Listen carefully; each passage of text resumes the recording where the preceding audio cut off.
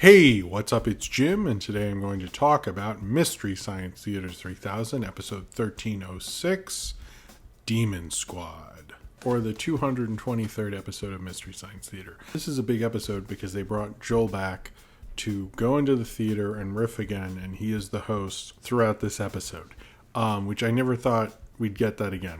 I've seen him on tour. He's obviously behind the scenes in minor parts of episodes, but this is like the most he's been back since Mitchell. I know he made that appearance in the 10th season, but this is for real the kind of biggest return we've ever seen of him ever.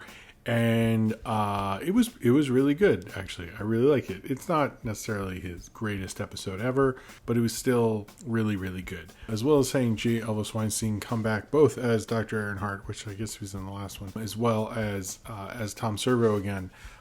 That was crazy. I'm not the biggest fan of him in the show because I don't watch a ton of season one. It's not like my favorite season. No offense to him. But it's cool that Joel could kind of give him a redemption arc. And it's also like the first time we've seen, so at the beginning of the episode, you have Connor McGiffin, who is the voice of Tom Servo, with Emily. So they, at first, to explain this, Kinga and Max hired Dr. Earnhardt, who had been sent to the future a long time ago, I guess, after season one of Mystery Science Theater, to go get one of the old hosts, and they said they wanted to get him. They also kind of insinuated it might be someone else, which I thought was interesting. But it was Joel. They get Joel, they bring him, and then they take Emily's bots. Now, I thought that was interesting because they do have the choice, I guess, between Jonah's bots and Emily's bots, but they went with Emily's bots. So you got Emily's bots at first. You got Kelsey Ann Brady as Crow and Connor McGriffin as Servo at first. I'd say in the midway point, I think it's segment 3, he switches Tom Servo's voice and it comes back to J. Elvis Weinstein, giving him sort of, letting him be, he's the original Tom Servo, be Tom Servo again. And I think for most of us, Kevin Murphy's shadow is long and wide, but in terms of Mystery Science Theater, he was Servo for so long.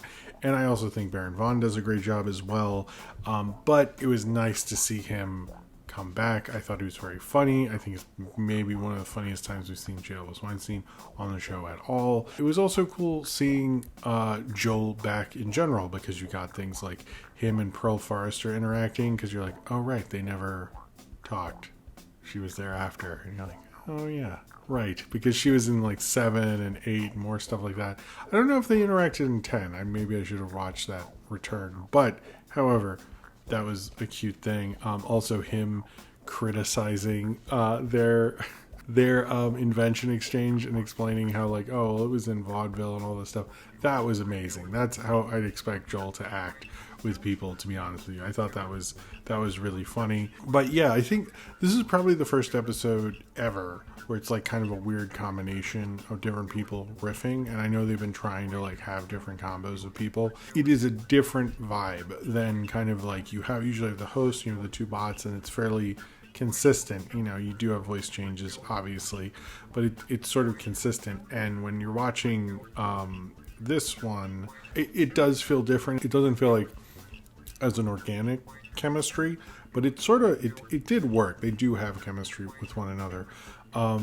What I did I don't know how Connor, I didn't watch the premiere thing, as time is always limited for me, so it sounded really cool. And there were just so many fan things, I could just not talk about the movie, but I would like to. Demon Squad, which is the second film from the 2010s to be reviewed on Mystery Science Theater, the first of course being Atlantic Rim, and we're going to get another one with the Christmas Dragon, which is from 2014, but this is the most recent one currently, because it came out in 2019, but it was shot in 2015 apparently. I know two of the people were on the after show, and they came out on Twitter and praised Mystery Science Theater. This is the second film in a row next to Dr. Mordred. And this, where the directors come out and go, we love this show, thank you for focusing on us. Which is crazy. Part of me wants someone to go fuck them. But not that I want that negativity towards the show, but I think it would be funny at this point. But it's crazy how many people really like it. I do really like this episode. It was a fan thing. I think I liked, the last one and Munchie, and we've had some really strong ones. But I will say, I like seeing the fandom getting all excited and happy and all that stuff. The weekend this came out was the weekend Roe v. Wade was overturned, and it was a heavy weekend, but it was nice to have this treat in there. So I want to thank them for they could have obviously like been like, let's just air it next weekend because holy shit.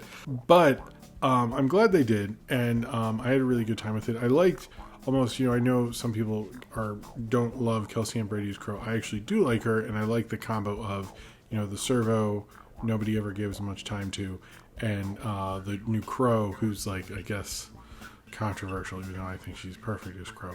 That was interesting. Like almost Joel. Like I don't think when they came up with it, they knew people were going to be weird about that. But maybe they did. I don't know. But yeah, I like Demon Squad. Also, I think one of the things with this episode is when you have a movie you actually sort of want to watch. This one is one, like, if I was having some beers or something, I'd probably fall asleep during it.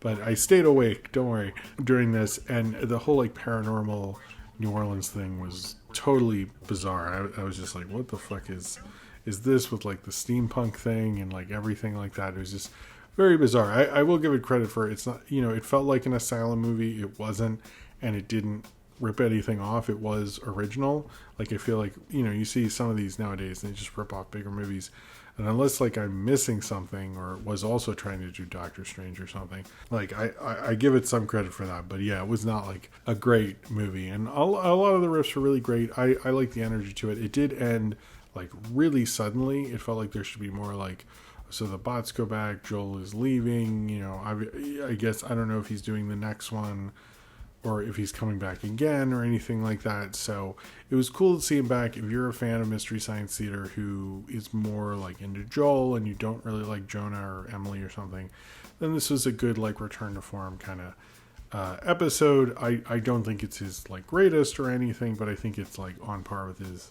favorite thing, and it's cool to see him, like, sort of, Joel's always been good at doing right by the fandom and bringing back J. Ellis Weinstein, who unfortunately left when he was very young from the show. So I liked all of that, and I liked sort of watching Demon Squad with him. And, I think this was another one for the books. I think this season's going to go down as one of the best seasons, but I also like how it gets us all excited as a fandom, because I was seeing headlines about, hey, Joel's back on Mystery Science Theater.